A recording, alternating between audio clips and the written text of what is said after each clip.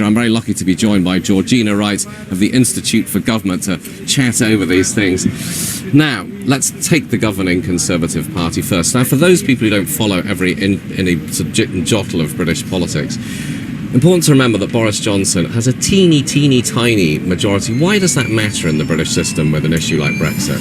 Well, essentially because every vote counts, and if you're trying to pass really critical policies, say like a withdrawal agreement, you want to make sure that every MP in your party is going to back your view. Which certainly didn't work for Theresa May, did it? Precisely. He's inherited exactly the same parliamentary arithmetic, and he knows that there are some current secretaries of state who are going to be backbenchers. They're going to be at the back of the party, and they have said that they will try very hard to stop a no deal from happening. And so he is going to have to not only find a deal with the EU, but also unite his party behind him. But it's going to be incredibly difficult, isn't it? I mean, it's no state secret to reveal that the governing Conservative Party, while it would dearly love to be shot of Brexit, it is deeply divided.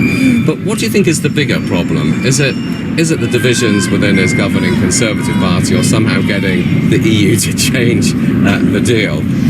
That's the million-dollar question, and it has been the problem all along and throughout Brexit, is how do you find a deal that is acceptable to the EU that will also make it over the line here in Westminster? Now, Theresa May wasn't able to do that. The key question for Boris Johnson is he able to do that? Now, I suspect that there will be talks with the EU over the summer.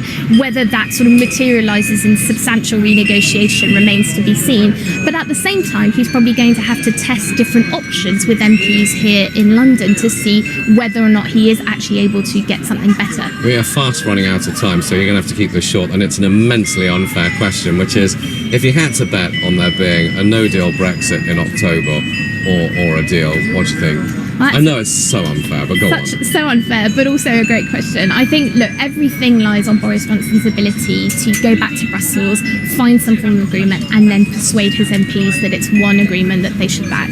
And if he fails to do that, then who knows? We might have a no deal, we might have a general election, or we might even have a second referendum. We shall see. Boring it won't be. Georgina, thank you very much indeed.